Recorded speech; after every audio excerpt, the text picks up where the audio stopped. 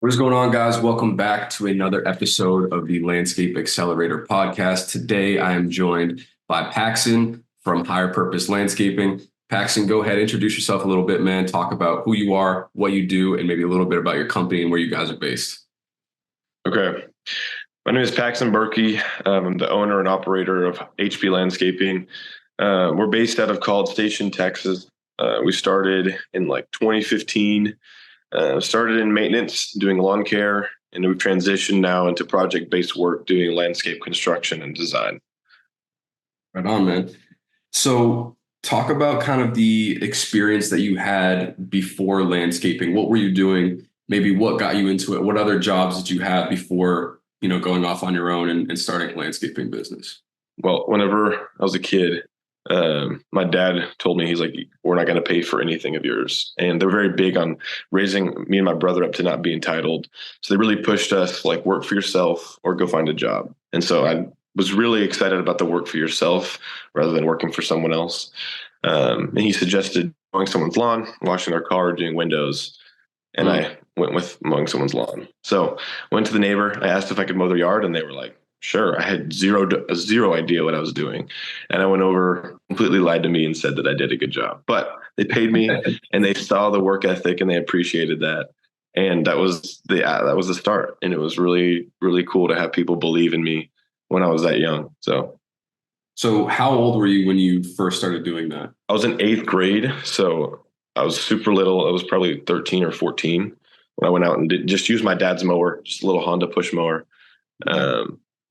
And went out and just mowed the neighbor. There you go. So you never had any jobs or any, 9 to 5s, whatever before this. It was just straight, hey man, I got to hustle. I got to make some money. Yeah. Started mowing the neighbors' lawns and just kind of took off and progressed from there pretty much. That's exactly right. I think from a very prideful place early on, I told my dad I was never going to work for anybody just because I had seen other entrepreneurs in my life, family members or friends that killed it working for themselves. And I was like, I got to do it. So I said that to my dad being 13. Obviously now there are situations where I will shadow or work for someone to gain experience, but I'm still pretty headstrong in the idea that I'm going to just to work for myself. It's the absolute best. So what are those situations though? How do you as a business owner recognize when you're maybe a little bit out of your capacity, and how do you go about finding that person where you're like, hey, maybe it makes a little bit of sense for me to go, under someone's wing for a bit, figure something out. And then before I just take a leap of faith and go and do this on my own, what are some of the things that, you're doing that for, where you feel like it's better to maybe get a little bit of experience first? And how do you go about finding that person? I think one of the biggest things for me was once we transitioned into actual landscaping and landscape construction, just from doing lawn maintenance, it's not super hard to learn how to cut a lawn. But once you transition into pool building or ponds or doing 3D renderings of design, those things take a lot of experience and expertise that I did not have. So I had to reach out to other people that have lots of experience in the landscaping arena that have already done those things. And then I decided to reach out to them for help because I had no idea. When my customers asked me to see a design or plan of a project, I was like, what? We don't just do it. So I was very unprofessional at the beginning, but I've learned from other people that when I'm selling a job, it's really helpful to have a plan so that the client can see what you're imagining. Right. Yeah, it definitely helps marry them to kind of the end product as far as being able to really see what it is you guys are going to be able to deliver. And, you probably have the vision in your mind, but there's a lot of little details and nuance that it's hard to put all of that into words and explain that to client, customer, whatever. But if they can visually see it, rendering, print out, whatever it is, that kind of gives them a pretty good idea of what they can expect. Yeah. On that note, I'm kind of unfamiliar with what softwares guys are using. I think there's one called iScape. It's on the phone or iPad or whatever, but I know there's a ton of other ones that are a way more complex and stuff on the computer and whatnot. So what do you use as far as drawing up those renderings? And are you still using other people for that? Or have you kind of found one that you liked and can do yourself? Or, how do you come up with those mock-ups and renderings and stuff? Yeah. So whenever you start to get bigger inquiries on a bigger project that you're going to sell this client because they're reaching out to 5 different companies. If you have a design that is not only in detail, but you can even have like a multiple angles, go into depth about each plant, like every little detail is in the design, that will take your sale so much further than just throwing a hand-drawn design at them. Because when I first started, I had a mentor that only did hand-drawn designs, which are great, but they're a little old school. Nowadays, it's really helpful to use. We use a software called SketchUp. It's free. It's really helpful because you can take the satellite image for like a drone shot almost. Yeah. And we design it in SketchUp for that angle, and then also in Sketch take the angle from Google Earth of the front of a house, and then that's how we would do like the landscaping. And we just use SketchUp to search up a plant that we like, if it's like a Japanese boxwood or whatever the client is wanting, and we can get that image and just kind of paste it in front of the house, as well as design beds and whatever we're going to do. SketchUp is free and it's super easy, super user friendly. So I was taught from another mentor to use SketchUp, and so that's what we use every single time we send out a design to a client, just because it looks like it's real, which is really nice. Yeah. And I love what you said there too about the amount of detail and the amount of information, or like the amount of different angles or whatever that you can provide. Yes. Is one way that you can, make yourself stand out a little bit. Cause like you said, everyone's putting in, everyone probably should have a 3D rendering or mock-up of some sort. So it's like, okay, now everyone's got that. That's the standard. So now you have another chance to kind of make yourself different and stand out by the detail and the quality of that, rendering or whatever image that you're submitting to the client to take a look at as a part of your kind of proposal. So that's awesome, man. I like that. Like that a lot. So I know you said that when you first got started with the business, the neighbor was the first client, right? Or people in your neighborhood, whatever. After you had kind of officially started your business and decided, hey, I'm going to take this pretty seriously, how did you guys go about getting your first client that wasn't like friends, family, neighbor, etc.? It is a little tricky because the first like 10 clients I had were all word of mouth. And I didn't even begin to start to think about marketing. It was like we were mowing across the street, the neighbor saw us, and then they came up to us, or we saw someone outside their house. We went over and asked if we could mow their lawn.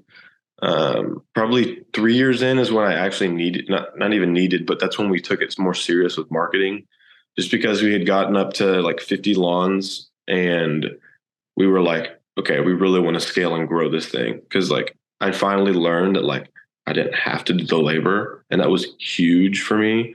Because as the owner, I was out mowing the lawns with my guys, and that's great because you're there and you can be pushing them harder, and helping them with their attention to detail that they may not have, just because it's not their business. They're not going to have the same passion as you do as the owner. So I realized though, like I don't have to do the labor.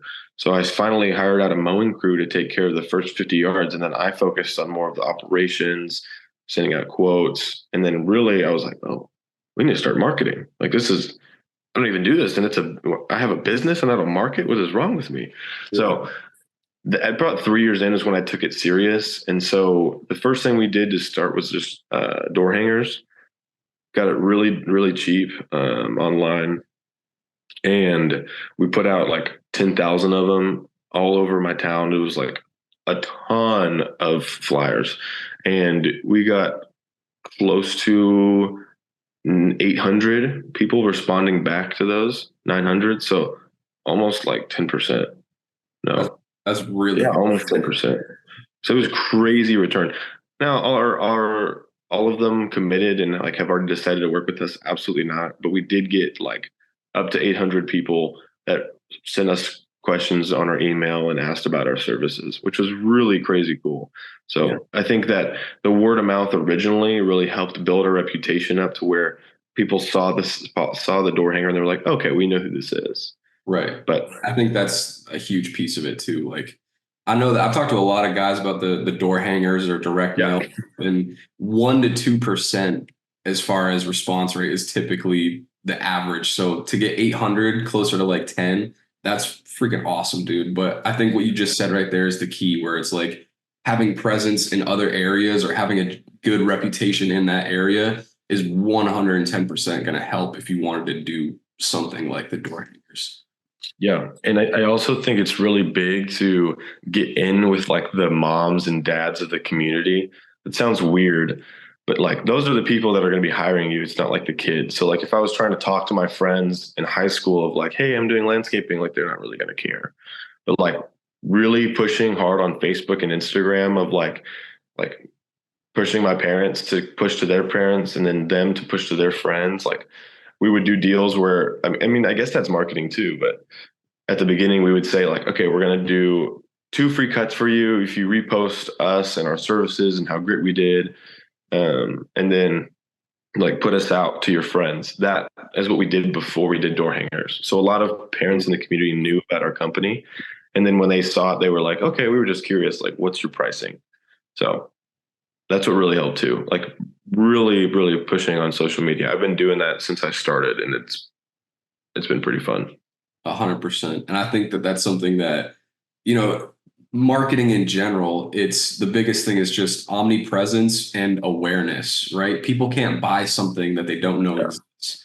So regardless of if the social media posts were impactful at the beginning, just people, parents, members of the community that are homeowners, your ideal, target audience for your services, just them being aware, seeing your name, seeing the logo at some point in time, and then they get a door hanger or an email or a phone call, or they see you out with the truck across the street. All that stuff adds up over time to where it's like building that brand and that reputation. Yeah. That's awesome, bro. I really like the repost us and we'll do this too, because when it comes to building a referral program, it's really easy to say, hey, we'll just give you like a free cut or something like that. But adding that social media element too, or leave a review on Google, repost our images on Facebook, something like that too, where you don't know how many people are going to see that if they repost it, their friends, follower list, whatever. So there's a big kind of network effect that happens as a result of that too, which is sweet.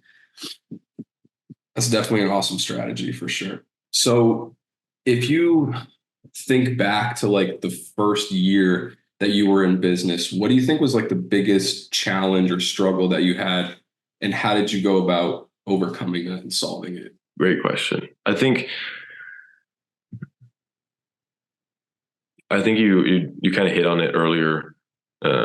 Like building a brand is tricky if you don't have a name or even like an idea of like what you're really wanting to start. Like at first, I just started mowing my neighbor's lawn. I never would have dreamed that it would become a business. I just was like, oh, this is a great way to make some money, until like you realize like it's scalable. It's very tangible to be able to just multiply and delegate well to have more employees and whatnot. But one of my bigger challenges early on was hiring friends to work with me, even family. I think family and business, you can mesh it well sometimes, but difficult. And I would just advise people to stay away from it. I hired one of my close friends, and it actually used to be a different name because I was like, we're going to do this together. It's going to be great. So it was like a partnership. And I was like, well, I'm doing way more work, so I'm not going to give you 50% because like I'm out here like grinding and you're at home most of the day. So I started taking more of the cut, and he's like, well, that's not fair. Like, this is our company. So then I had to like completely sever it off with him. And I realized like early on, even if you hire friends, they look at you as a friend. They don't look at you as their boss or their partner. It's not as professional. And so they get legroom to not be as serious, not be as passionate, and kind of slack off. So that was a big mistake I made early on. Yeah, I can honestly speak from experience. Same deal with my lawn care and landscaping company. Started that as a partnership, 50-50 split. At some point or another, it might work cool in the beginning, and it might be awesome to have that other person that you're like in the trenches grinding it out with. But inevitably, especially once there's money on the table, those friendships and those relationships are going to be very difficult to manage. And there's a lot of hard conversations that you're going to have early. And especially like, I started my business when I was 23. You were obviously younger than that. So it's like, there's a lot of things that I just was not thinking about, like a business proposal, a business plan, having a signed contract or agreement as far as what are the splits between our company and what are we going to do as far as roles and responsibilities, and what does that look like as far as the amount of time put in and how we get compensated for that time, and Yep. all those nitty gritty details that you don't think about because you're like, hey man, let's just cut more lawns and make more money. Fuck it, let's go. This is going to be awesome. And it's like that hype and that let's just get this thing rolling, bro. You're not thinking about any of that stuff because it all comes up later. And yeah, very similar experience too, where in the very beginning, hiring friends is pretty much necessary. Like we didn't have a fully legitimate business where we could bring people on for like payroll and all this other stuff. And it felt a little weird posting on like Indeed or like some other, platform, or having something on the website, like hiring people. It's like that process, bringing strangers into the business in the early stage felt a little uncomfortable. So it was easier to just go get a friend or a family member. But in the long run, the amount of trouble, I guess, or just like uncomfortable conversations and stuff like that needed to be had. Yeah. It was almost like, damn, we would have been better off just doing whatever we had to do to be able to bring people outside of the social circle into the business like that. So 110% agree. It's tricky. Very tricky. Yeah. So and I think it's so easy. Like I've experienced this now too. And people that are very successful definitely experience where people try to say like, we used to be in high school, like, give me a chance, little things like that. And you just can't let people that are trying to take advantage of you and like, you feel bad for them. Like, you just got to be stern and you got to be really hard with that. Like, do not have people that friends join, because they'll either try to take advantage of you or they'll just start as if they worked for someone else. So that too, like with a partnership, that's even harder, because it's like, you could be working so much harder and you have a dream of where you want to go, and you know the steps to get to that place, and then they could just be like, well, it's just a hobby. So like, I have been told from many mentors, regardless of what you're doing, always stay away from a partnership, just because even when you scale it, and like, let's say you do reach up to $5-6 million in business, it doesn't matter, because your income is cut in half. Like, your paycheck is cut in half just because you have a partnership, when you could hire someone to be a manager that does the same thing, but you're getting more. So I've been told, like, always stay away from partnerships unless you're doing like investments or something. I think that's wise. But if it's like your business where that's how like your main source of income, stay away from partnerships. Yeah, 100%. And that is literally one of the biggest problems or issues that when I was running my business, me and my partner realized was like, dude, both of us would have made more money if we had decided that one of us was going to be the owner and we paid the other person by the hour, or whatever payment structure we were going to do. Both of us literally would have made more money. And it was like, why are we doing this? Like, the whole getting it cut in half at the end of the year, that really does take a hit.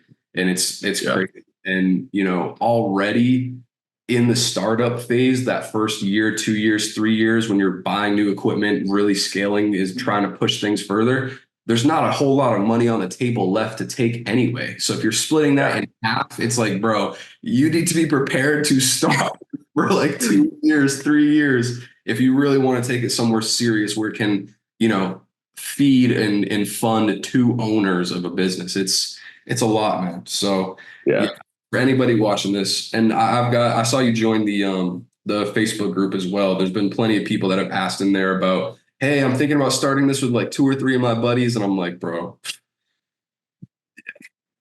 I'm going to give it to you straight up and down. Like, 2 out of those 3 people, like, one out of the 3 people, one of them is just there for the ride. The other one might be as serious as you, but at some point you're going to have problems. And there's probably 1 out of the 3 that are like the visionary, that's actually the one that had the idea to start the business, that should be the owner, and probably is better off to just like take that for themselves and hire your 2 friends off the bat and just make it work from there. Because the partnership thing is going to get messy at some point down the road, for sure.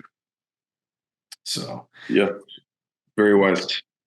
Difficult. So I'm going to skip ahead just a little bit, because we're on the topic and it makes a lot of sense to pop this question now. So typically at the end of the podcast, the last question is typically a question from someone from the previous episode for you, and then I'll ask you to have a question for the next person that I bring on.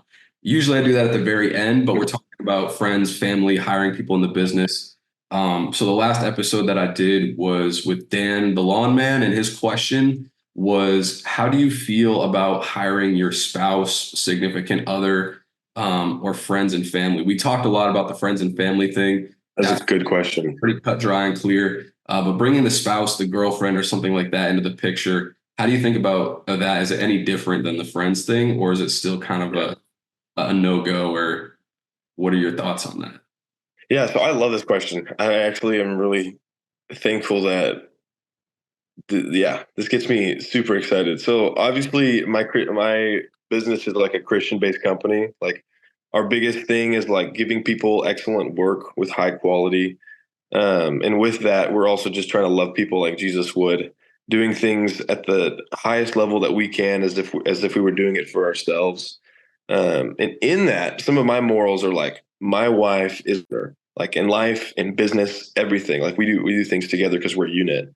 I think it's awesome if you want to have your wife be a part of your team. Like obviously, I think as it should be. Like your income is like it's together. It's not like she's doing her thing and I'm doing my thing. Other people do that, and that's great. But for me, what I'm planning on doing, I'm hoping to get engaged soon. And what's going to happen is that she's going to manage the bookkeeping, a lot of the operational stuff, invoices, calling clients, scheduling, and I handle more of the sales, the design, the upfront stuff when it comes to like finalizing with clients. And she's more of like the secretary and handling a lot of the behind the scenes stuff.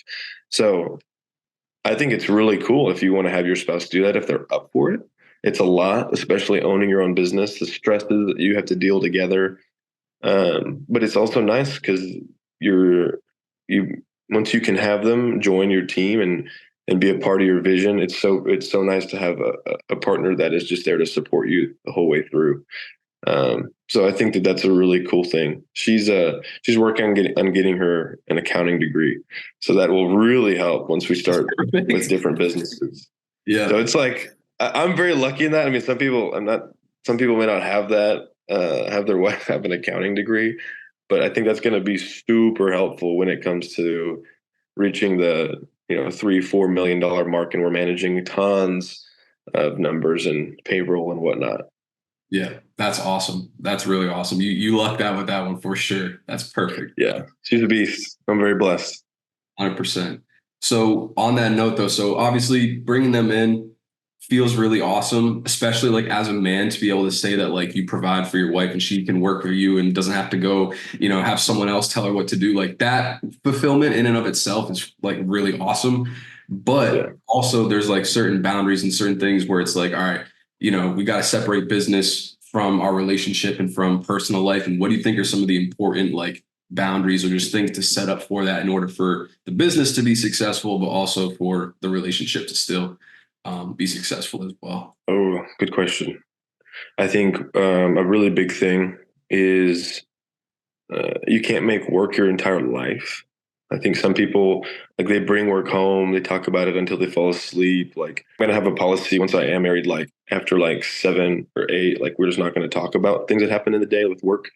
Not that it's like, oh, my life sucks or anything like that, but just like it's okay to take some time away and to have balance and take some actual rest. I think that's a really good thing to do. That's a good boundary to have, like in the home. Like if you're working from home or working with your wife, you can talk about business, but don't make that the only thing you talk about. You still have to be intentional with that relationship and make sure that like her and the people that you work with, you're intentionally pursuing and making sure that you're caring for them as well. You can't just be like treating them like they're some robot. Like people have real lives, they have struggles, they have brokenness. Like you gotta meet them where they are and just love them regardless of whatever is happening in their life. And sometimes that looks like my guys need a week off because something happened. It's like, okay, like I want to give that to you just because I want my general manager to not only be like healthy mentally, but I want him to be excited about coming to work instead of, oh my gosh, like I have to do this, have to do that. So giving them some flexibility is a really good thing. Coming back to the question, I got on a tangent. Sorry. Um, I think a great boundary as well is like you need to establish your expectations really early on if you are going to work partner. Like this is where we want the business to be. This is how we're going to take these steps, and this is how we're going to do it. So you say your expectations, she says hers, and you connect the two. Because if your expectations are up here and hers are down here, there's going to be a lot of conflict, because all of conflict is just missed expectations. 100%. So in anything, in any relationship, like establishing your expectations early on and being very clear about what you're desiring, that's going to be really helpful for achieving success in your business, as well as having them be on board the whole way through. 100%. What you just said about expectations is something that I learned way too late in life, where it's like any uncomfort, any conflict, any feelings of like angst or disappointment or whatever, it's your expectations for life and what should be happening versus what is happening. And chances are, like you said, the biggest thing is just you didn't have the clear cut step-by-step process of this is what I want, this is what I'm going to make happen, and here's the reality of what it takes to actually get that thing. And I'm going to go on a little tangent now. This is something that I've been talking to a lot of people about recently, where it's like, you have, if in life, if you feel like you haven't gotten where you're supposed to be yet, or you haven't done that big grand purpose, whatever the thing you're supposed to be feeling like you're called to go do is, and there's a lot of people that feel like depressed and unsuccessful, and they go on the internet and all they do is see all these people that are like killing it at life. And it's like, chances are your expectations are just way higher that for yourself than the reality of the amount of work and sacrifice and other things that you had to put in to get there. Like if you are not where you are, or if you're not where you want to be in life, chances are your expectations were misaligned with the reality of the amount of work or effort or dedication or time that it was going to take for you to get there. And it's very easy to go just see all these other people that are absolutely killing it, and then you feel insignificant or, like you're behind or something like that. But the reality is, like, not everybody has an overnight success. Not everybody's going to be how I made $3 million a month at 16 years old. It's like, bro, that shit is like, it's everywhere. But at the same time, a lot of it is kind of bullshit. And also, you don't know what that person put in behind the scenes to make that happen. You know what I mean? Yeah. So for you to just have these crazy, out of this fucking world expectations for yourself is absolutely ridiculous. I think, I can talk about that all day long. Like, somebody on Instagram will be like, this is how I make $1 million in revenue every single month doing e-commerce. And like all these kids get hooked on like, oh, this is a get rich quick scheme. Those aren't real. Like, you can't do that. If it was that easy, every single person would be a millionaire. Like, it takes dedication and drive and perseverance and sacrifice in anyone's life to even come close to reaching that level. Like, you're going to have to put in some level of work. And I see some people even achieve a little bit of success and they're like, oh, I've made it, and then they kind of drop out or they quit.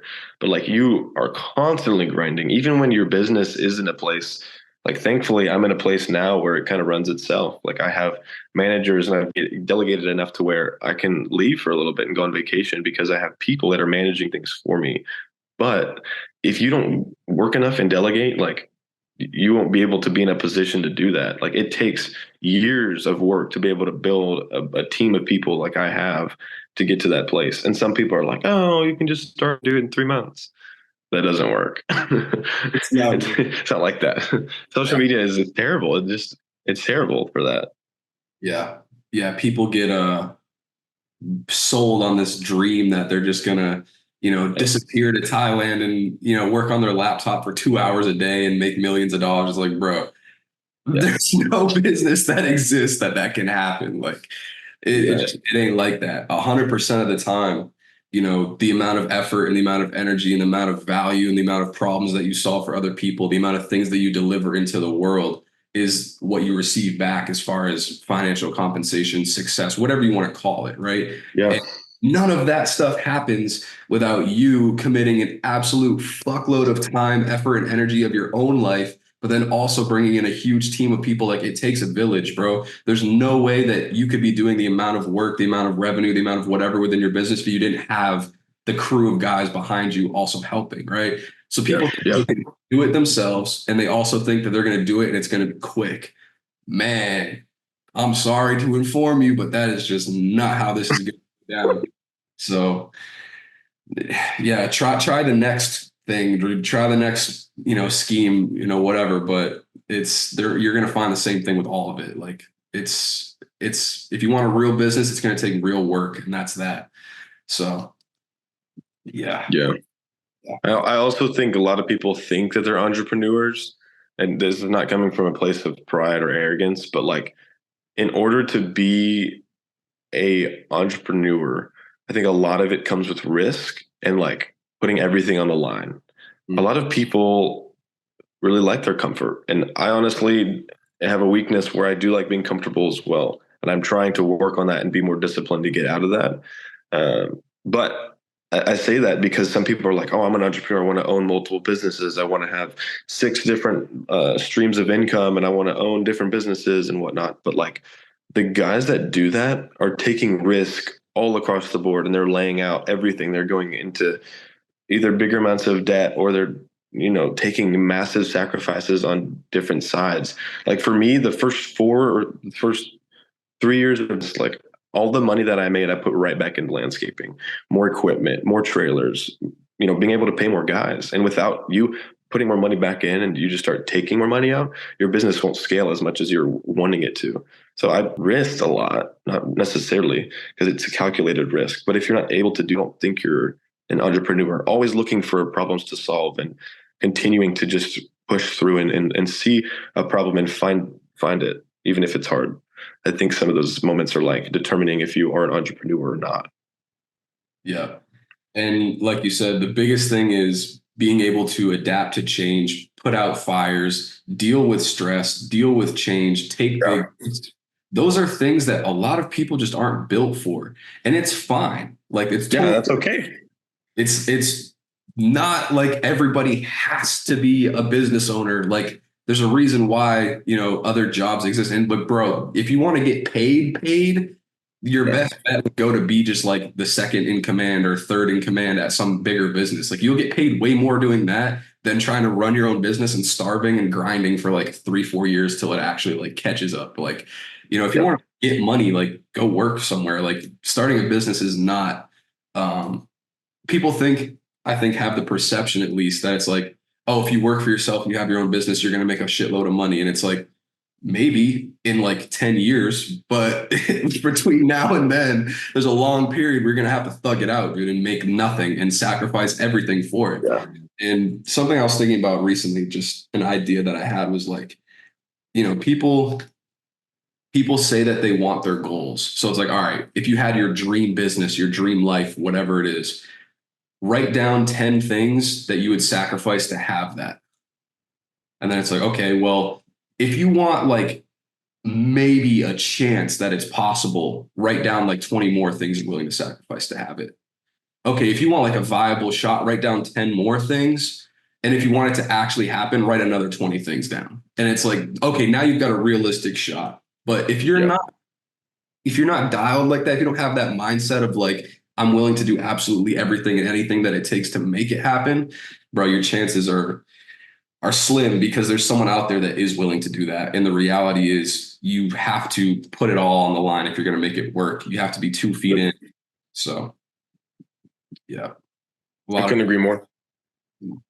100%. So doubling back a little bit, we talked about first year in business, what some of the big challenges were. What about now? What about this year? How are things different? What are some of the challenges and obstacles that you're facing currently? Yeah, great question. So whenever I started doing lawn care and lawn maintenance, I think something that we ran into, because this last year is when I transitioned and sold over my maintenance, because I was like, okay, I'm going to do just project-based work. The hardest thing for me was whenever we were doing maintenance still, it was like every single week you're coming onto this job at this time consistently. And I think that was not that was hard, but it looks a lot different than doing a project where it's like, okay, you're going to start on the 1st and end on the 20th. And like, this is our window to finish. And like my guys are going to be paid. I do everything I pay for performance. I don't pay hourly. So I look up to Mike Andes in that area. He's the one that does Augusta Lawn Care. I'm sure you've heard of him. 100%. But he really pushes for P4P, which is pay for performance. So I'm paying them a percentage of the profit of the job, because I think that's a really great way to give them incentive to push harder, as well as I'm not going to lose money if they take a little longer just because they're not feeling it that day. So that's what I do on maintenance and whatnot. But if it's a bigger project, like I can pay them like the day we finish, and it just looks different than maintenance. So the hardest thing was actually getting out of lawn maintenance and working on the projects. And I say that because I had to find a company that I trusted to take care of clients I care about, that I had a relationship with for 5 years. I had to find a company that gave me value that I saw was, I think that's a fair price for what I'm looking for. And so whenever we were at our peak, we sold off the 100 clients, like this last year, to a different company that I saw a vision in. And I saw like, okay, these guys are going to take care of them. They're going to have attention to detail. They've already done this. And that was just really hard for me because I knew that I needed to get away from maintenance because I needed those guys over here to do project work. Because projects are definitely going to help scale my business more, just more lucrative. And it was just hard for me to get out of that. And that was just a challenging process to sell over to someone else and what they're wanting, what I'm wanting in the middle. That was just a really hard thing for me to do from this last year. During that process, what are some of the things that you guys had to put in place during those negotiations to kind of make everything run smooth? Not only for yourself, not only for the person you were selling the clients to, but also for the clients themselves. Did you guys have to get as many people as you can, under contracts? Were they already under contracts? Was it hey, we're selling this list of people that are already signed on for the rest of the year? How did all that stuff kind of work? Just step by step kind of go through the process. Yeah, so we changed a lot of things with maintenance this last year. And so my clients were really patient with us because we would change. I had never used a CRM until this last year. I started using Jobber. Oh my gosh, it's just a game changer. Having everything organized in a list, being able to use it to send quotes and invoices and schedule jobs, and then have my guys have an app on their phone where they can check in each time they get to a job. It's crazy. It's all in one. I just love it.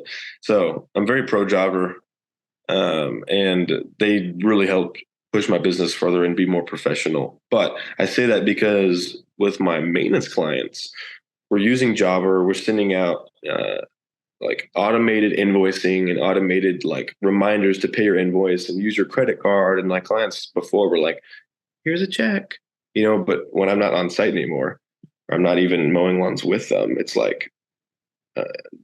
there was no more personal touch from Paxson, the owner. And so some of my clients actually dropped us because they couldn't talk to us. So they couldn't hand us a check. So we actually had some negative feedback from using it. I think in the long run, it's better to be more professional and automated if you have a real business. But I would advise you that you do lose a lot of the personal touch, which is a big thing we're trying to regain. And it's easier to do that on bigger projects because I'm on site and I'm talking and selling. But with maintenance, try to maintain being personable as much as you can. But I say that because my clients were super patient all the way through. Here's automated invoices. Okay, we're actually going to send you your invoice at the first of the month for the following month. So you're going to pay us before the work is done. Some clients were what? Mm-hmm. But I think that's a really good thing to do to make sure you have constant cash flow and you can take care of, oh crap, mower blew up. I got to figure it out. Something like that happening. That just really set us up for success when something went wrong. And as we're having, thousands of dollars of expenses going out for materials or bigger jobs, once you start the $100,000 jobs, even if you get a bigger deposit, you're still floating your own company money. And so sometimes if something else goes wrong on top of that, you're really under fire. I wanted to make sure that we had a lot of constant cash flow coming in, as those automated invoicing. So I had 0 contracts, which is really surprising and honestly unwise of me. But I wanted to give my clients the freedom. If you don't think that we're giving you 100% satisfaction, if we're not doing our absolute best, please find someone else.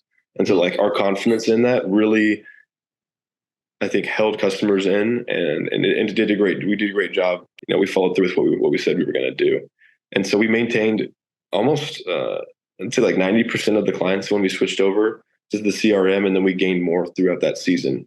Stepping into the transition season, whenever I sold it, that's when things got really tricky because I had no contracts. So I was like contacting companies that had been doing things, and I was like, we have no contracts, but I have 100 clients and they're really loyal. And they're like, if you have no contracts, it doesn't even, how do you know that we can trust you? So that was really hard to find someone that would trust me, even though I didn't have any contracts. As well as they're like, how do we know how much risk we're actually taking here as the buyer? So it took some convincing as well on the other end to say like, hey, we would love for you to trust us, and we'll actually lower our price because we know that we're not guaranteeing that you get every single customer, because that's not what happened. Like, they didn't get 100% return. Some customers chose someone else.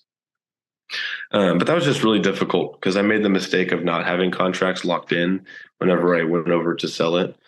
So it was a big mistake that I made with this last season. Yeah. Yeah. The contract thing is tricky because you want to, like you said, give the client the freedom, and also it does display a lot of confidence on your end if you're like, hey, we're willing to come and deliver this service just off of our word. And if at any point it's not satisfactory, then yeah, go ahead. There's other people out there that would take care of you, I'm sure. So, it works for you a little bit, but at the same time, I think that maybe there's a little bit of a misconception or just like a mindset shift that you could make where it's like, the client signing a contract protects them just as much as it protects you. And realistically, if they are happy with your service, and assuming that you're not going to just have them sign a piece of paper and then all of a sudden the quality of your work goes to shit, like if you still maintain that, for them, knowing that their services are paid for and locked in and they're going to be taken care of for the rest of the season, there's not going to be any issues. As long as you can have whatever written out in your contract and deliver on that, it's just as beneficial for them as it is for you. And so I think if there's any friction or if there's any resistance when it comes to guys that are maybe considering putting contracts out there, that's maybe a point that you can bring up where it's like, hey, this is just as beneficial for you as it is for us, where you get the security and confidence of knowing that we are now liable to deliver on everything that we said we were going to. If not, you have a piece of paper saying, hey, this is what you guys are supposed to do and how much we're going to be charged for it. And this isn't happening. So, it protects you and them realistically. So, for anybody that's out there thinking, hey, I know I should do this, but I have this thing or this like idea that I'm going to lose people, and maybe you will. Like, there's never going to be a 100% conversion on these things. Like, every time, like you said, you implement something new, there might have been clients that really like just being able to hand you a fucking, a couple bills at the end of the thing or leave it under the front porch, or, there's some that value that. But as a business, if you do want to scale and take things to other levels, you have to put these systems in place. The CRM being one of them for sure. Card on file, automatic billing, all of that stuff for sure. Yes. And also like the contracts, again, not only for you, but for the client, and then to lock in your services for the year so you can project your cash flow. You can project how much money you're going to make. That these people are going to be here from the start of the season to the end of the season, what that's worth. Boom. Okay. Now you have your financial projections. And if you do want to go to sell your company, there's actually tangible value. You can't get a business appraised off of, we have 100 clients and they all just kind of leave us cash and checks. And, there's no real proof of anything. There's no documents. Everything has to be signed. And again, to bring that back to the beginning where we talked about partnerships and all that stuff, everything as much as possible within your business needs to be signed, documented, stamped, sealed, all of that for it to be official. You don't have a business, you don't have clients unless that shit exists on paper. It might be real for you, but like you said, if you go to approach another business owner, they're going to be like, dude, show us the paperwork. So really important to get those things in place. Not necessarily like 100% required from the beginning, but at some point, at some level, it makes a lot more sense to start doing things that way. At least for legitimacy, and also if you like want your business to not hold water, but have like tangible, real value. So absolutely. Definitely important in that regard. So if you could go back to your past self who's like about to start his business, what are some things that you would warn them about? What are some things that you'd be like, hey, Paxson from the past, here's some things that are going to happen that you should definitely be prepared for? Oh, brother. I think it would take a whole book of like mistakes and things that I have done that I'm like, wow. I think the biggest thing that I didn't do early on, which I am now learning is necessary, like now that we're doing bigger projects, if a client comes to us about building a pool and I'm like, yeah, we can do it. Like I have no idea what I'm doing. I have no idea. I had no idea that you need to pull permits for every single part of the construction process. I had no idea how to even start doing that. And before, when I first started, they would say like, "Hey, can you do a pergola with a paver patio?" And I'd be like, "Yeah." And then I'd like go up on YouTube and like look it up and whatnot because I had like no idea what I was doing. That was in the early stages, and I made a huge mistake to not reach out to experienced people who had already been in the industry, doing an excellent job, and saying, "Hey, can I shadow you or can I work for you for free just to learn?"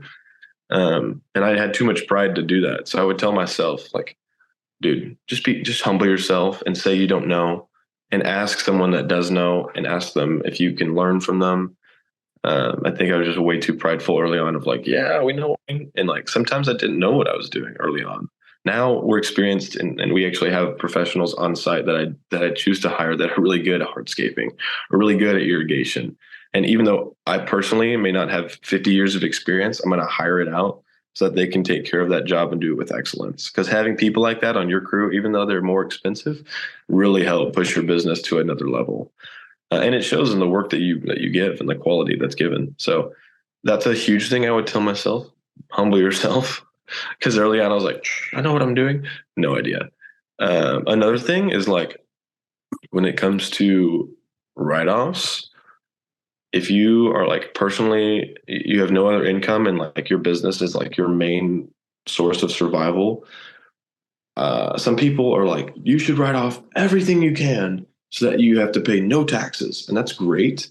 But when it comes to this is my business and this is my personal life, and then you try to take out a home loan or you try to take out a loan for your business, but your income is $500, no Kubota cat dealership is going to say, hey, here's $100,000 skid steer. We trust you based off of your income statement of $500. It's not legitimate. You have to actually you have to bite the bullet with taxes to show that your business is successful and it's not just a $500 of income. Like my first year business, I spent everything I made and I had paid $0 in taxes. Second year, same thing. And then I went to go to John Deere to get some mowers that I was going to do with 0% interest. It was like 3 stand-ons. But then they're like, you're great, but we can't approve you because your tax documents and your income is so low. And I was like, oh. So I made the huge mistake of writing everything off early on. It's good to do that, but you also need to realize that if you don't have income on your tax documents, the bank and lenders are going to look at you like you're a fool. So you kind of have to bite the bullet there. And I wish I would have told myself that early on because I was like, oh, I'm paying no taxes. This is great. Yeah. But it wasn't helpful whenever I was really trying to take up and level up with equipment. Yeah. 100%. And those are the first things I think of. Yeah. And on that side note with that too, like we talked a lot about contracts and eventually selling clients or selling the business, stuff like that. If you wanted to bundle all of that into one, nobody's going to buy a business that makes $0. Absolutely. It's great that you pay $0 in taxes, but at some point, if you are serious about exiting your business, you're going to need 3, 4, 5 years of history, and ideally as far back as possible, proof statements from the IRS saying, hey, this business has been profitable by this amount every single year over year, and ideally showing growth with that too. So It is kind of the balance where it's like in the startup phase, yeah, you like, I want to pay $0. I want to invest everything back into the business. That's great. And maybe it makes sense to do that for a period of time. But then again, like you said, understand that there is a price for that. And when it comes to getting access to more money later down the line, having proof of income is very, very important, whether it be personal or for the business. That is a big one right there. I'm glad that you said that, because there's probably a lot of people out there that are, just getting their taxes back, or, filed them a couple months ago and are like, oh, sweet, $0 again. Here we go.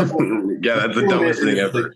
It's like, all right, well, that thing's going to break, or you're going to need that piece of equipment. And then you're going to go to the bank and they're going to tell you what you just said. And it's like, oh shit.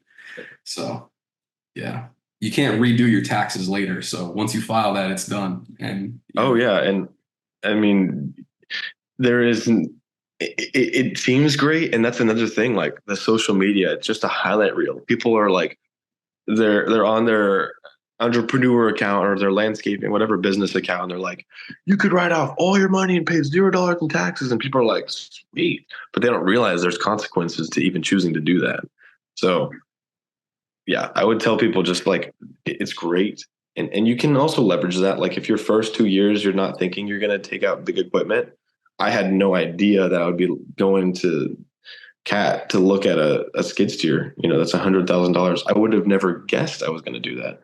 But like early on, just expect there to be growth, and like expect there to be things like that later down the road. Even if you want to buy a home, that's a huge thing. And like if my business, my main streamline of income shows that I'm not profitable, but they're like, how are you going to afford this home?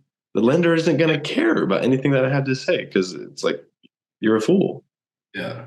Yeah. And we can't take your word. Like, we know you're probably making money, but the bank cares about the paperwork. So yes.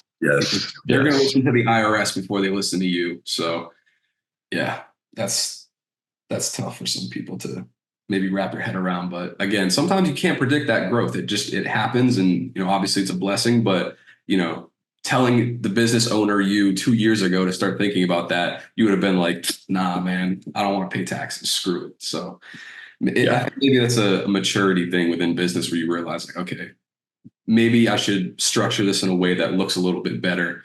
It's going to cost me some money, but it's going to give me access to money. It's the price that you're paying to leverage more. So, it doesn't go, it's not like you're just forking over that money to the government, whatever, for no reason. You're going to be able to indirectly, I guess, access that money times whatever via a loan or financing, whatever. So it opens up other doors for you for sure. So, yeah. I want to ask you a little bit about hiring people, structuring your operations and systems around, bringing in other management, and then obviously like employees and stuff, as well as that. And just kind of what's your process for weeding out people? How do you attract top tier talent? How do you keep them? And, I know you mentioned P for P. Definitely want to have you touch on that too. You're the first person I've talked to that has that implemented in their business. So just maybe run through a little bit about how that works, and maybe what that looks like for the employees and the guys that are helping you out. Yeah. So a big thing that I did when I started was I learned, obviously, like, okay, friends are a no-go.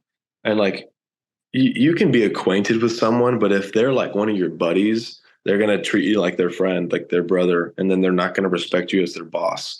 So what I did was I hired people that I was already acquainted with, that I had seen their character, and I had seen a good pattern of like, okay, these guys are honest, they work hard, they're dedicated, come work for HP. That was something that I kind of did in high school with football players, because I had seen like, okay, they have work ethic, they can push through challenges. And I also just enjoy being around people that I already know, versus like, and that's pretty rare. That's in my case, I was just a high schooler starting out. So it's a rare thing. Now it's like, hey, we're looking for more work. In the interview process, I want like a very intentional meal where I learned about your background and what things you did early on. And sometimes it's hard for people to even open up early on, but I think in order for me to feel comfortable hiring you as a part of our team, I need to understand your story and like the ways that you have become who you are today, because that really determines if you're going to be a good fit for our team, if that makes sense. So whenever I'm looking for new people, I really preface on like how were they raised, what do they find value in their life, things like that. What are they wanting to do? And sometimes it's a really, really good way to find that talent and to find people that are going to help you push your business to a whole nother level. With that, I would find someone that's like, and my dream is to own a real estate business and to own 100 homes. And like later on, I was like, dude, you can work with us. You can learn what it's like to manage people. You can learn what it's like to take a little bit of risk, to make investments. Like I will walk you through every single part of my business, and you can take the knowledge that you're learning from here and apply it to whatever you want to do in the future. But for now, I want you to commit to working with me because you're going to gain that experience and you're going to have fun while you do it. So a lot of times I sell them on like the experience they can gain. But if they're like, I want to be a barber for the rest of my life, I'm like, you probably don't want to work with me because like the experience you're going to gain isn't going to help you get to that place. And like maybe you could stretch and say like, oh, you're cutting lawns, like it's the same thing. But like most of the time, I'm trying to line up with people that like have a goal later in life where it's like, I want to be a business owner, I want to be, whatever. And sometimes it doesn't. So I think for that, like the manager positions for people that you want to like give them a lot of responsibility, they need to have those bigger dreams and whatnot. For people that are your laborers, that are just like the regular guys, just putting in the hard work, it's not too difficult to find them. It's just a matter of keeping them. That's sometimes hard, employee retention. I've heard from people that it's like, oh, we have to hire new guys every year. But if you treat your people right and you pay them well, like I do, it's P for P, like you just have to pay your guys well. You can't shortcut that arena. So what I do is, like we talked about earlier, pay for performance. If we get a big job, 15 to 30% of that is going to be a labor cost. And I try to do in my brain like $50 to $70 a man hour, depending on how many guys are on site and how long the job is going to take. So I try to roughly estimate that on a job. Part of that process also looks like if we're doing hardscaping and it's more profitable and it's, the job costs much more than if we're doing just dirt work or something smaller for another client, they're going to get paid more because they're doing harder work. Instead of like, hey, dude, you're getting paid 12 an hour, 15 an hour, 16, whatever it is, they're having more incentive because I know that they're going to work harder. They're going to get paid more. And also if they finish that job quicker, they get paid double an hour what they would before. So if they do a great job and they do it quickly, they get paid more an hour versus if they are slow and they're not really trying, they get paid less an hour. And that's like the best equation that I have for labor because I'm winning and they're winning too. I think that's a really great way to give people incentive. And honestly, I'm not really losing money because I'm already calculating that before I even send out my quote or invoice. Another thing with like hiring people and finding them, it's like the people that you have on your team, if they have like red flags early on, if they have signs that they're going to be a problem, like get them out. Don't be afraid to just like push people away if they have signs that are going to be proven to be a problem. And you can give people second chances all day long, but if it's like a bigger thing where it's like, okay, this guy was late to work for the first 2 days, like he's obviously not trying to make a good impression, or there's not as much effort there, like you're out. Yeah. So red flags early on where it's like, this may not be a good fit. Really, really consider pushing that person away because they're going to hurt your business and your reputation, frankly. Because if they're part of your team, they're part of like your image. A huge, huge thing that I've made a mistake in is like hiring someone. I'm like, oh, my employee treated you bad. Sorry, it's his fault. And they're like, absolutely not. That person represents you. And I was like, whoa. So that opened my eyes a little bit. Like you got to hire people that are going to uphold your reputation, that care about your morals, that care about your purpose, and hopefully be on the same page when you hire them. What are some other red flags that stand out as far as this person is not the right one? Yeah, I think a big thing for me is like when I give you criticism, how do you take it? I have never been the best at that, but like I try to be gentle depending on who it is. Like with criticism with your guys, you could be the jerk boss who always comes down on them, is like, what are you doing? You need to fix this, fix that. But like meet them where they are. They're inexperienced. Like be gentle with them. If gentle doesn't work, you have to be a little more stern. But you can't come up first of like, I'm this great, awesome person. Like I'm so much better than you, pointing the finger. No one is going to want to work there. So what I try to do is meet them where they are Like if my guys are laboring away, digging a ditch, I'm going to hop in the ditch with them. Some bosses say, oh, don't do it. Like they're going to lose respect for you. But like I do that because I want to show them that I'm willing to put in the work with them and I respect them for working for this team. And a red flag is if they don't respect you, like in conversation, are they looking you in the eye? Are they listening to you? Are they taking your criticism and acting on it? Or are they just throwing it out the window and not changing? If they can't change and listen to criticism early on, who's going to like, why would in the world would they listen to criticism? If they're not listening early on, why would they not? Why would they listen later on? So that was a huge thing for me, is like seeing those patterns and habits that like are going to foster growth in an employee as well as growth on your team. And if they can't grow with you early on, they're not going to do it later. Yeah, 100%. Yeah, being able to be adaptable, flexible, and also one thing that I've had other people talk about is, there's definitely a lot of guys that are experienced in landscaping, but the way that Yeah, one company does things might not be the way that another company does. And so it's like, absolutely. hey, man, I know you've got 3 to 5 years, 10 years, whatever experience doing this, but like we got a system here. I need you to stick to this. Like, this is how we run things. This is how our crew functions. And if you Yeah. can't be plug and play with that, the experience that you have, like it counts. But dude, I need you to kind of fall into place, fall into the order that we're doing things here. And that being able to change, being flexible, taking criticism is obviously a huge part of that. Yeah. And And it's just, hard to do too. Like I'm not going to take back what I said, but it's also something that you have to balance. Like you can't be like, oh, he didn't listen to me one time. Goodbye. Like you're not going to have an actual team. You're going to fire everyone because no one is perfect. But expect excellence and expect to change. And that's a really great way to have a team of people that are constantly adapting. Like you said, if you hire someone and then you're asking, hey, dude, I know you have experience, but like we do things differently and they can't change, that's a red flag. Like you got to be able to adapt, especially with the industry now. Like landscaping is changing. Technology is really helping us go further. People have mowers that just drive themselves. Back in the day, no one would have ever thought of that. So there's a lot of things that are changing, especially as time is going on, and people need to adapt to that. yeah. And I also believe that as a business owner, you can't hold other people to standards that you don't hold yourself to.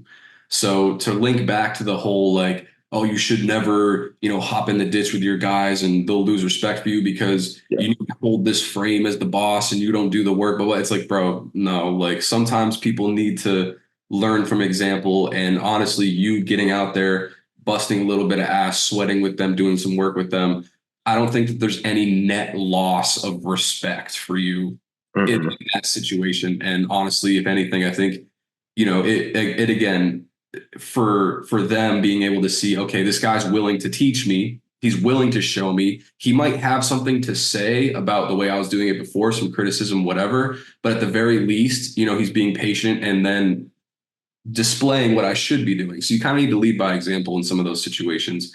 And if that requires getting your hands dirty, so be it, man. Go teach the person. Like you can't expect them to just know everything. And especially if they're coming in with less experience, you might need to train them up a little bit. And that obviously it takes time, but you got to be willing to give that to them too. Like you said, not everybody's going to come in and just be like the perfect fit as a person and as an employee. It's unrealistic to think that. So everyone yeah, aspects are going to need a little bit of training up to to be a good fit. So um, with the P for P thing too, just to touch on that again really quick, um, I think it's awesome, and there's a lot of things within the trades in general outside of landscaping. It's like, how do we keep these guys, because the employee turnover is really high. It's absolutely hard as hell to get people that are quality and good to stay for a yeah, long period of time. And I think that obviously these trades have evolved a lot, like we were just talking about with the technology and all this other stuff too. But also it's like, if you think about just the model of being paid per hour, it incentivizes people to not work as fast as possible, because the way you get paid more is by milking the clock. yeah, So you need to reframe the whole thing where it's like, if you do the P for P system, right, obviously it makes a lot of sense for you as the business owner, because if you are thinking ahead and you have this implemented, like you said, you're already factoring it into the bids. So it's not like you're losing money. And on top of that, it's incentivizing the behavior that you actually want, which is let's see how fast and how good we can get this done. And the more efficient you are, you get rewarded for that versus if you sit in the truck for 15 minutes extra in between properties, oh, well, we're getting paid for it and no one's really watching. No one's, so fuck it. Like that's where the, punch in, punch out, pay per hour, like it makes more, like put yourself in their perspective, bro. It makes sense for them if they want to get paid more to like drag things out. And it's like they could still do a really good job, but at the end of the day, it's the hours on their timesheet that they care about. Versus if you can get them to care about how fast and how efficient we can get this project done, well, that completely changes how they're thinking about, how they can get paid more, which is being more productive and efficient, stuff like that. So I think the P for P thing is huge. And outside of landscaping, just in the trades in general, especially with this generation where nobody really wants to, go out there and work. There's people out there for sure, but generally speaking, within our generation, some of the kids younger than us, the sentiment is, oh, why would I do that? So, giving them a reason to actually show up and go hard is super important. I think that's the model that's going to be way more attractive to people. Yeah, allow you to be successful in keeping employees. And they also feel more bought into the company as well, where it's like, hey, I know if we bang this project out, that means that, we can move on to another one. We're getting paid more. The business is growing. Business is doing good. Obviously, Paxson's happy because we got that job done in a day less than we're supposed to be able to be. So it's a win-win across the board. And I really think that that's a key component of, being able to grow and bring more people in and also keep them happy. So, yeah. I think another thing that's also really helpful and what I just thought of with the P for P thing is like bring your team in and help them see the vision. Like put it on a whiteboard, say this is what we did this year. I wouldn't really encourage people to share numbers necessarily, because once they find out that they're making 10% of however much you're making or how much the business is making, they can't comprehend that you have expenses and all the things that you have to take care of. I mean, don't do that, but also like share like this is the amount of jobs we did or an estimate of the numbers we did, and this is where we want to be. This is how many clients we want to have, how many jobs we want to have completed, the equipment we want to have. Like walk them through that so that they can buy into the dream, and then educate them a little bit on the process of what it's going to take to get there. So what I'll do is like I'll have my guys come in and we'll talk about this is where we want to be. And as we're growing, you're growing with us. Like you're gaining experience as we're learning. Like once we're going to build a pool, like you're going to learn how to build a pool. Like who would have thought that, high school you would say like, I'm a pool builder. And like, like even for me, like I never would have thought that I would say that, but now we can. So like little stuff like that, like you're gaining experience. It's valuable for the rest of your life that you can apply to a business in the future. But bring your guys in, have them buy into your vision and be honest with them that they're going to grow with your growth. Like my guy that like has been loyal to me since the very start, who's now my head manager, like he's going to be paid salary next year instead of being paid P for P. And like, I would have never dreamed of that. And neither did he.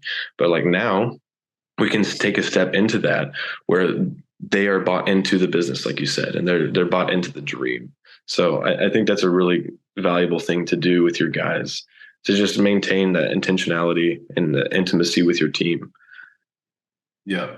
And at the end of the day, like if you just put yourself in their shoes, nobody wants to feel like they're working a dead end job where there's no room for growth. Like they're never going to evolve within that company. Like, you really do kind of have to share some of the bigger goals, the bigger mission of the company itself with them, and also display and set out a roadmap for them of like, okay, here's how you can be a part of this. Here's how, like you said, you can grow with us. And I think that alone, just the mindset shift of like, here I am punching the clock for this guy. I make a penny so the business, so Paxson can make $1 type, like that goes out the window when you can really be like, hey, here's what we're doing. Here's what we want to be doing. And here's how we need you guys to step up to reach that goal. And also here's the compensation for that. Here's what it looks like when our company hits the big goals, you guys, obviously get rewarded and compensated for that. So just setting out some kind of roadmap, some kind of plan where it's like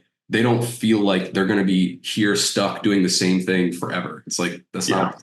There's definitely room for you to grow as a person too inside of this, and just laying that out for them so that they have that to look forward to and they're more bought into the overall vision. So I think that's important too, for sure. So obviously, you know what a Karen is. What is your worst Karen or worst customer experience that you've ever had? That's a funny question. This is my favorite one, dude. I think now we're in a position to where, and even when we used to do maintenance, there was a time where we would have clients that were technically Karens that were, hey, sir, can you cut this blade of grass and then not this one, and like edge it this way but not this way, like just move it like a quarter inch, and we'd be like this, like, oh my gosh, I have a great story for this. One of my clients, she was like, hey, the guys missed a bunch of stuff today. So I went over and checked. It looked perfect. And so I was like, okay, I'm sending them over. And so then I was like, you want to go check? So like an hour later, I didn't send my guys. She went outside to go check. And she's like, oh, it looks great. So like she was complaining about literally nothing. Yeah. And I'm like, what is this lady trying to do? Clients like that I used to be like, oh, we need to keep them on our list because they're valuable. Yes, they do pay you, but the headache and the extra stuff that they ask you to do that maybe is not necessary, even though we're offering excellence and quality, those people are clients you want to stay away from because you're going to end up losing money with the time and the stress that comes along with dealing with that person. It's great to have those clients early on, but when you can have the freedom to choose, kind of stay away from them because they'll kind of hold you down a little bit. But isn't that crazy? Like this lady was, they'd messed up a bunch of stuff. What'd they mess up? Well, just a bunch of stuff, and then I asked her later, did they fix it? And she was like, yes. Isn't that crazy? Absolutely insane, dude. For them to go there and do nothing, where it's like, guys, I want you to just turn the mowers on, but don't engage the blades, bring the deck up and just drive over your stripes and see what she says. Like, oh yeah, it looks great now. It's like, yeah. Okay. Yeah, that's wild. But there's people out there like that. It is what it is. Absolutely. And like you said, big lesson is not all money is good money. And in the beginning, you're picking up, you're taking any and all work that you can because it's like, I just want to stay busy. I just want to keep going. I want to keep growing. I want money coming in, blah, blah, blah. It's like, yeah, you might have to bite the bullet and deal with those people at the beginning. And it's a cost for getting it up and running. But at a certain point, you do need to realize, like, if you have the luxury of being able to pick and choose clients, you don't have to do those projects. It might be a nice payday. You might feel like you want it or need it, whatever, but it's like, you have to deal with them one or two times before you realize, like, okay, I made money on this project, but what did it cost me outside of that? Peace of mind, stress, headaches, extra bullshit dealing with, like, bro, it's just not worth it. It's not worth it. So, it's just part of doing business. If you can get to a point where you have the luxury to choose, then having that kind of filter and recognizing, same way you would recognize the red flags with an employee, you can recognize red flags with a client as well.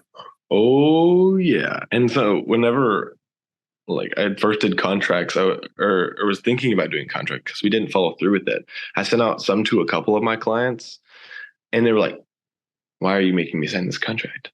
What is this? And so like even there, you're like, if they have such a problem with committing to being with your business, like you may not even want to do business with them. There's some of those things that you can kind of see early on. And being picky is great. Like if you want us to come back, like one of our biggest things for reputation is like you could call any of my clients that I've ever worked with, like call them, ask them if we did a great job. Like that's something that I'm very confident in. But like if you work with one of those people that are really picky and they'll just make things up, and then you say that someone calls that person, they say, yeah, they did a terrible job. Like she could be a little on the crazier side and mess up your reputation because she's making things up. So stay away from them because they can even hurt your reputation as well as, give you extra overhead that you don't need to deal with. Yeah, 100%. And even with the business I'm in now, that's one of my criteria is like, Yeah.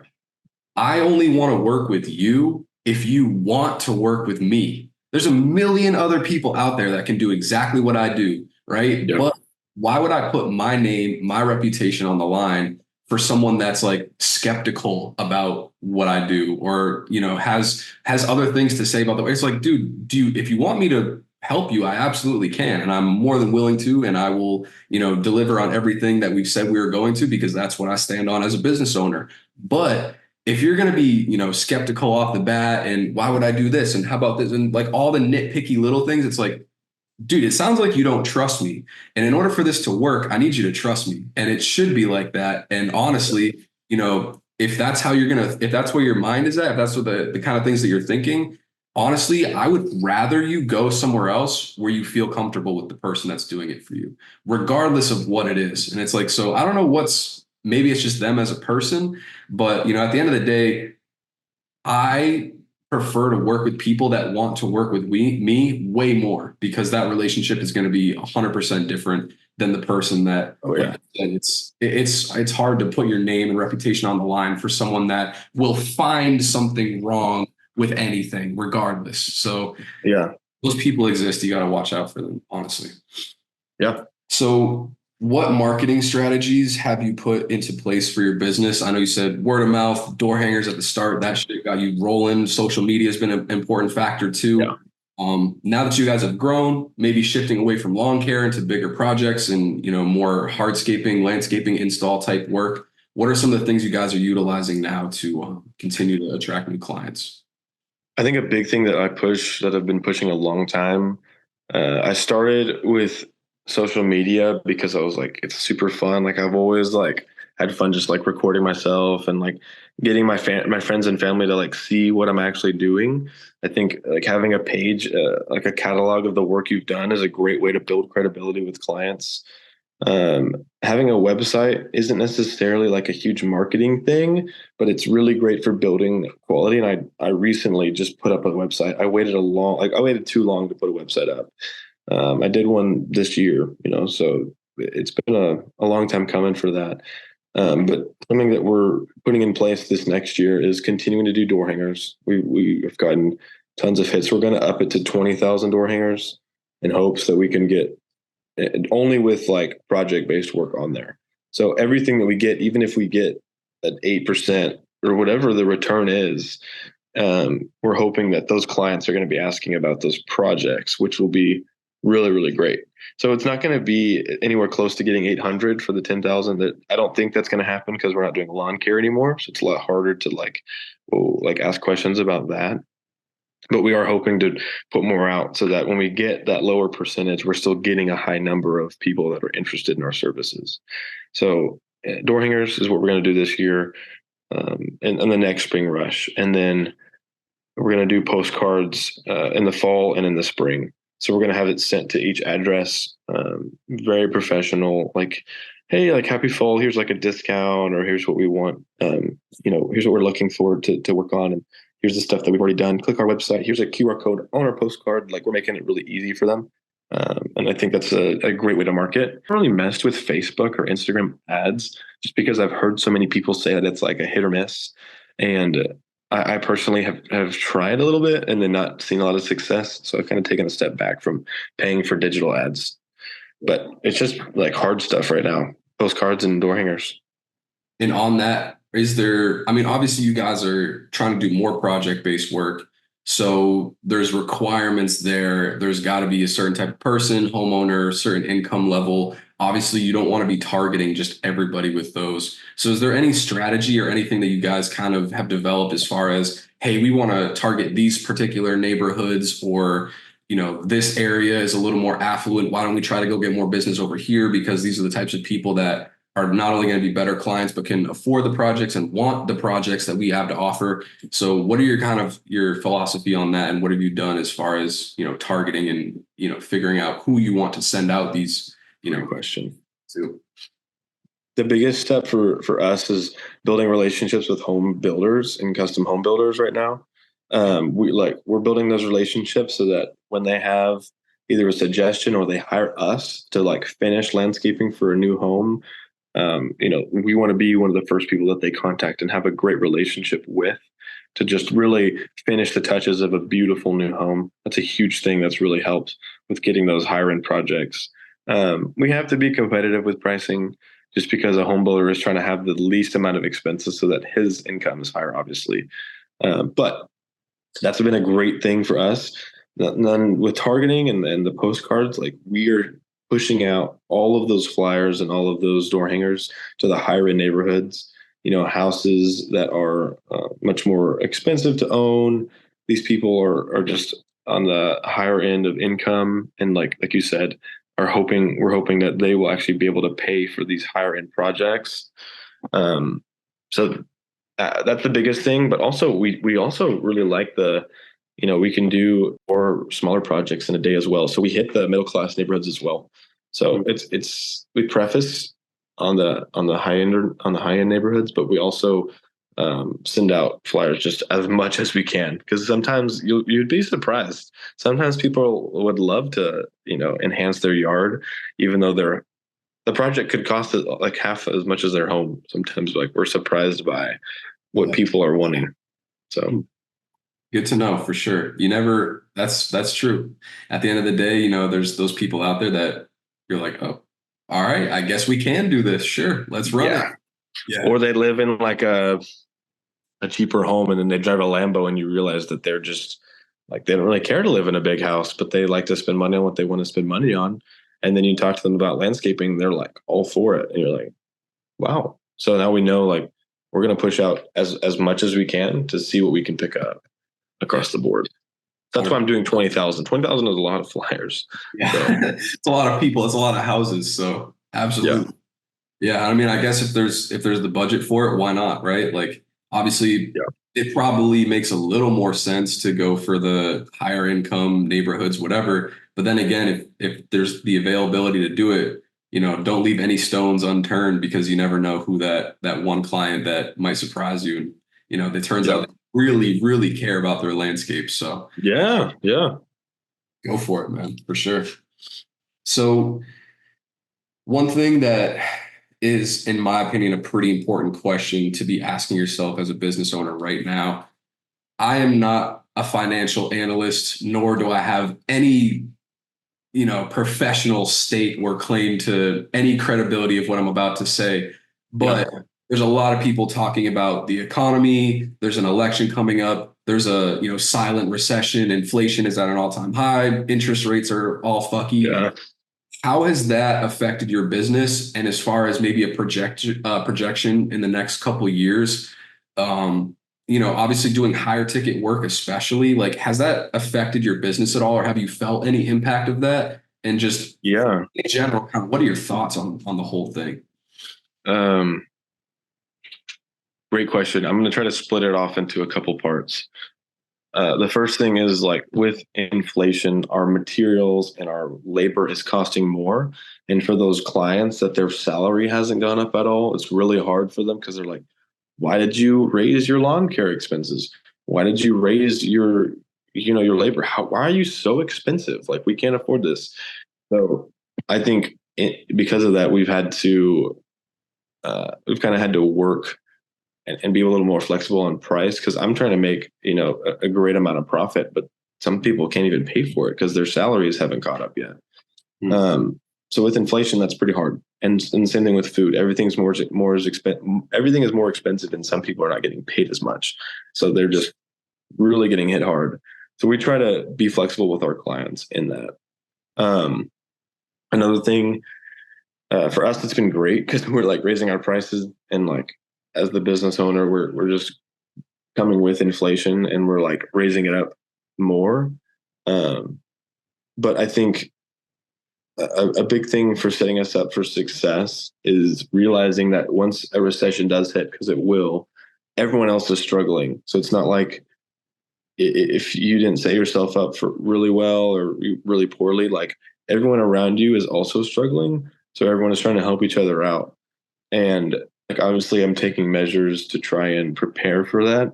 But during that time, business is going to be really hard, and it's going to be really hard to get jobs during that time. So I think just being aware that everyone else is struggling too, even if you're a billionaire, like your assets have just decreased crazy. And the people with money are going to be able to take advantage of the recession. So I think if you do have money on the side, like once the recession does hit, take advantage of it, invest in real estate, invest in the things that have dropped exponentially so that when the market gets back up to normal, like you're set up really well.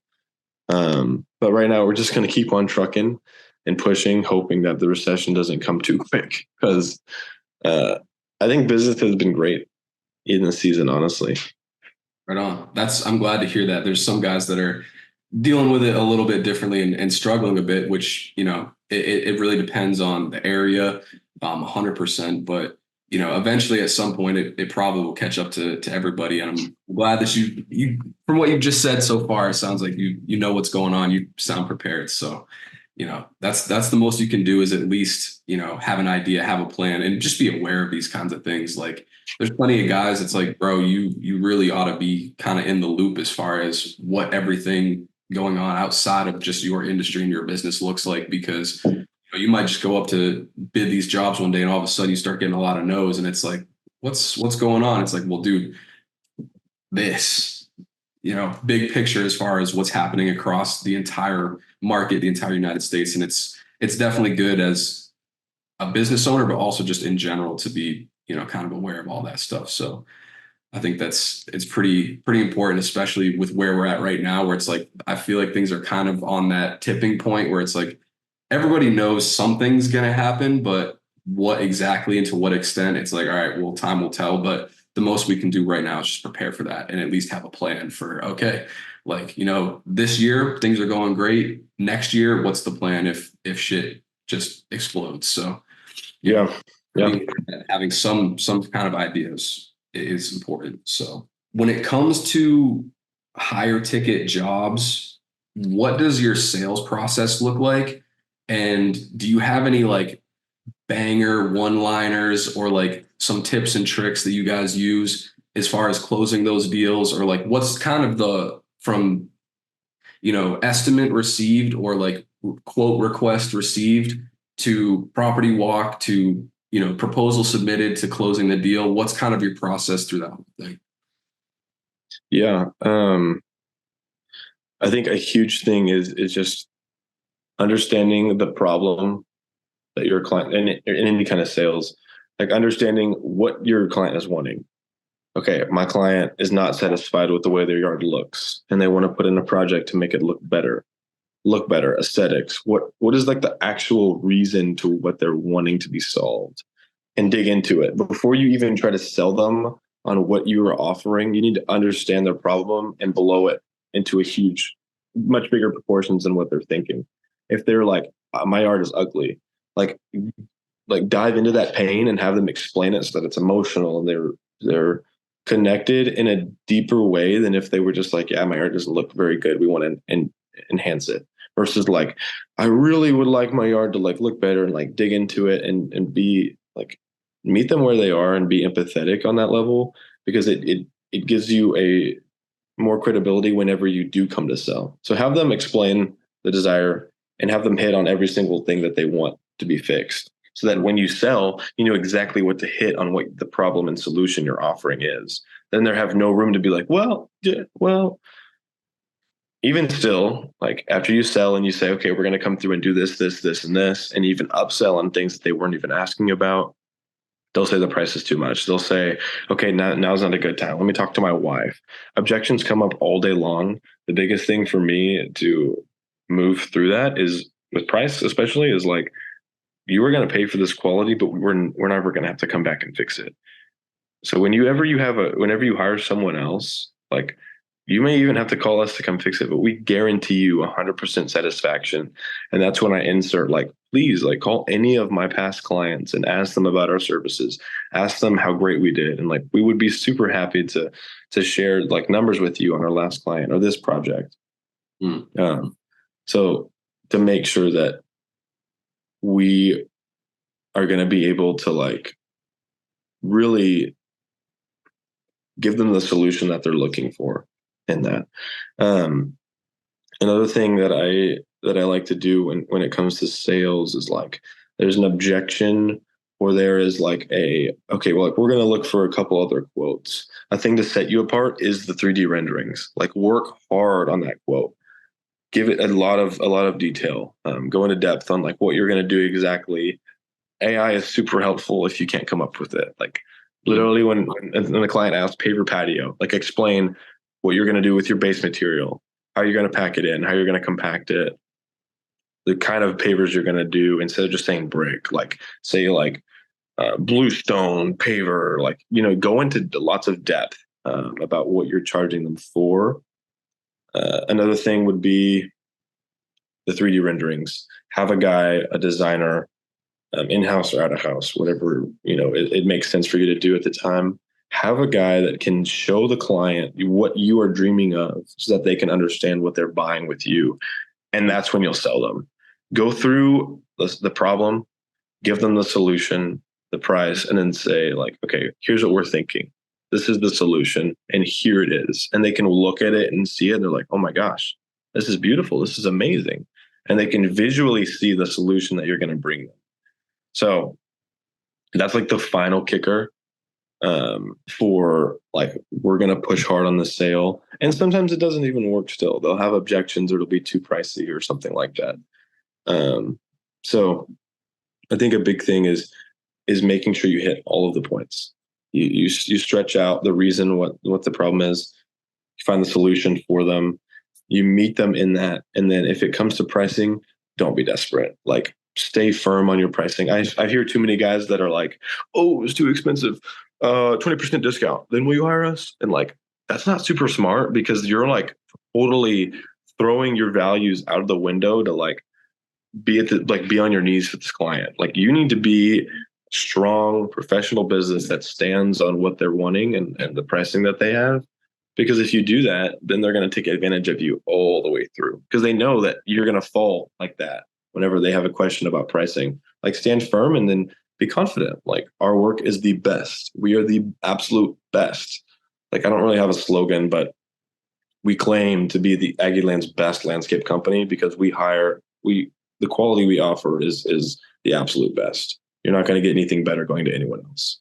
Yeah. And if you get to the very end of the quote or, sales process and you fold on the price, but during the whole time, what you were pitching was you're paying for the value, you almost just like doubled back and now the perceived value is lower. Like, yeah. If I told you that I'd do something for $17 or I told you I'd do something for 700, you'd almost inherently feel like the thing that was getting done for 700 is more valuable just because it's more expensive. Now, that doesn't mean charge ridiculous prices because you can or you should, but the main point that I want to drive home is, like you just said, don't fold on the price, stand firm on the price, because if you're, pitching them, hitting those pain points, offering the solution, and the price for that solution is this, but then you discount the price and you neg the price, it's like, if you were saying that the price was associated with the value, you just lowered the price, but you also just lowered the value in their mind. You definitely don't want to do that. So 100% agree, man. Stand firm on your pricing and, how we do things is how we do things. And if you want the best, pay for it. It's that simple. Like, and most people, I think, at least ones that are serious about having their problem solved, will be on board with that and understand that incompletely. So, yeah.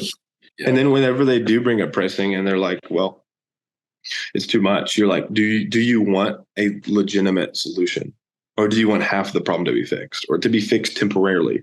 We're giving you a permanent fix to your solution, and here's how we're going to do it. And that's when you go into depth. This is what we'll do with pavers. This is how delicate we're going to be. This is the attention to detail that we're going to bring to the job. All those things are really helpful in just building the confidence with the client so that they're really happy about that decision. You never want your client to feel like, okay, well, I guess we will. Like a car salesman will easily manipulate and find the weaknesses and get you to buy it. And then at the end of the day, you're like, why did I buy that car? But you want your clients to be like, yeah, they're like, what the, how did he convince me to sign these papers? Like, I'm paying a 15% interest on this thing for 10 years. Like, what's going on? Yeah. But if it's our clients, we want them to be really excited about what's happening. And we want them to be like, I just saw our 3D renderings, honey. Like, look at this plan. Like, this is what they're gonna do. Like, we're so excited. Like, that's what you want. And then execute. Something I did early on was I was a really great salesman, but the services I was offering, like I way overpromised and kind of underdelivered.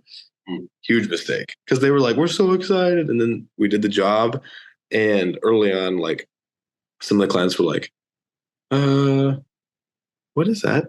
And so like we had to come back through and fix those things and offer, like obviously we made it excellent. But at first, like I sold way higher than I should have, which is okay. But like I think you have to have you have to actually say like what we're gonna do and the level that we're gonna do that is gonna that's what's gonna happen. And that's the best feeling ever is like your client's excited. They are like, yes, you get approved for the quote. We're ready to go. They see the plans and then you execute. And then afterward, they're like, we loved it all the way through. They did a great job. Then they're like, okay, well, we would love if you could just post on Facebook and Instagram and like get them as like the first, like the first thing, this is the first thing that they see is their yard.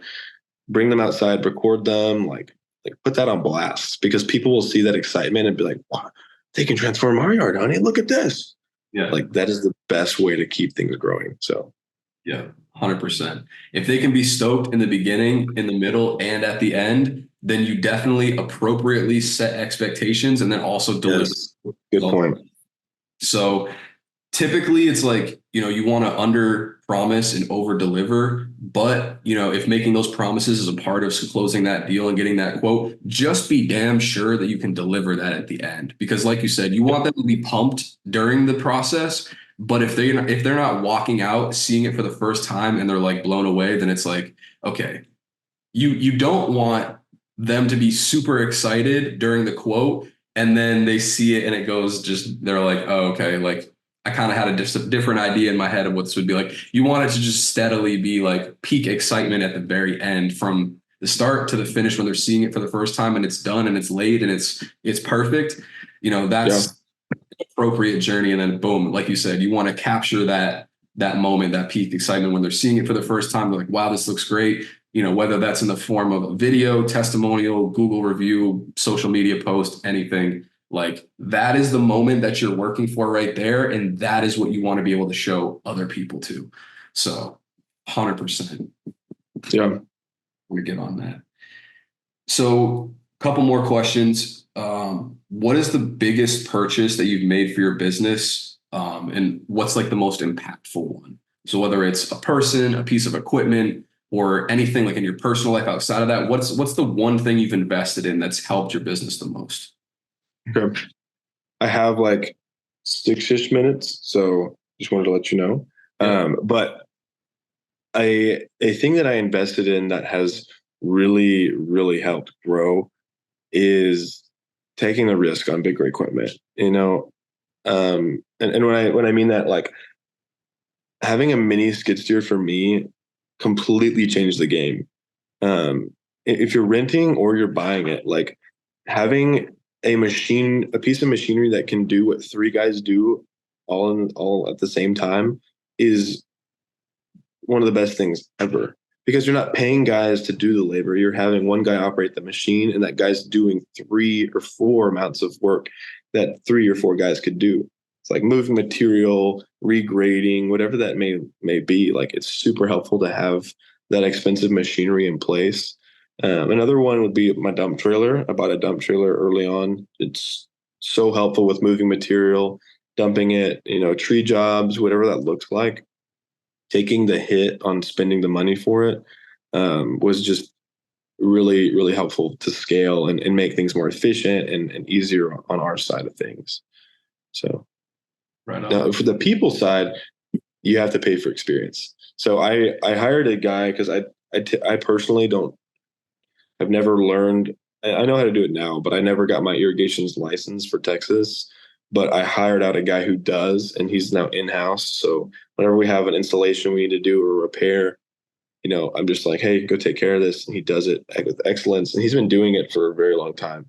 So I obviously have to pay him a lot because of his experience, but it's very much worth it because now my business offers irrigation when we didn't before. So whenever we do a huge installation for a client with many flower beds and all new plants and whatever, they need water to help their plants survive. So whenever I can offer that too, instead of like, yeah, we'll just throw your plants in the ground and we can't ensure that they're going to survive. It's just so much better to offer that as well. Yeah. And hiring specialists for each thing, like hardscaping. I have a specialist that is really good at mortar, pavers, fire pits, whatever it is that I have now had to hire because whenever I was just with my guys, it's not the same. Whenever we have someone that has 30 years of doing hardscaping versus it's just me and my guys that are like figuring out as we go, you have to say that you don't know how to do it with excellence and you have to hire someone to do that. So I think that's you pay for it and it hurts at first, but it's better to do it really, really well or perfect than it is to, be hurt on the other side of things.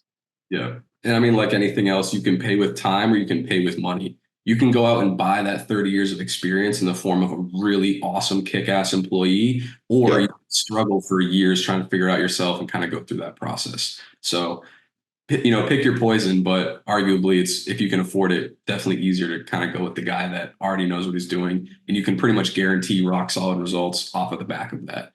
So I know we're short on time. Last question. What do you want me to ask the next person that's on the podcast? Probably going to be, landscaping, lawn care business owner, similar to yourself. It can be about business. It can be about, life in general, anything.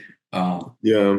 Something you're curious. I love this question. This is a good thing to do because I think as you're growing your podcast and your brand, I think having like your like niche thing, I think this is like a cool thing. It's like, okay, I get the end. Like this other landscaper asked on the next episode. I think it's cool to tie them in like on throughout episodes or whatever. I love that you're doing that. Now, what I was gonna say, the question, what the one you asked, I think one of my favorite questions from the episode was like, if you could go back in time to tell yourself like make mini me, like what would you do to change or to like set yourself up for more success? I think I would just copy and paste that because I think it's such a good question. Like if you could go back in time and tell yourself or tell an audience of people, like, please don't make the mistakes I did. Like, learn from my mistakes instead of your own. Like if you can do that, like what would be things as a business owner that you messed up in, that you struggled with, that pushed you to the place where you are now, that you would tell yourself? I think that would be a good one to ask. All right, for sure. So sorry I stole it. I'm not as creative with the question asking, but I just think that's such a good question. And I've had such a good time talking about business. I literally could keep talking to you for like 6 hours more, but I have another thing to do. So no worries, man. So yeah, I'll definitely pop that question at the end of the next one. In the meantime, though, obviously when we go to post this, we'll have you tagged and linked in descriptions, all of that stuff. But for the meantime, for people watching this, where can they find you? Website, Instagram, Facebook, anything else you want to plug? Just go ahead and let people know where they can find you at. Yeah, just look up HP Landscaping LLC on Instagram. Our website is the exact same. Just look up HP Landscaping. You'll see it come up as the top. And just if you have any questions, don't be afraid to reach out. Contacting is pretty easy on social media. So just take it there. Right on, man. Sweet. Well, Paxson, thank you so much for your time, bro. It's been a pleasure. Really appreciate you having a couple hours to come and chop it up. So really appreciate it, man. Thank you so much. For those of you guys watching, we'll be back with another episode very soon. Hope you're having a good day. Peace.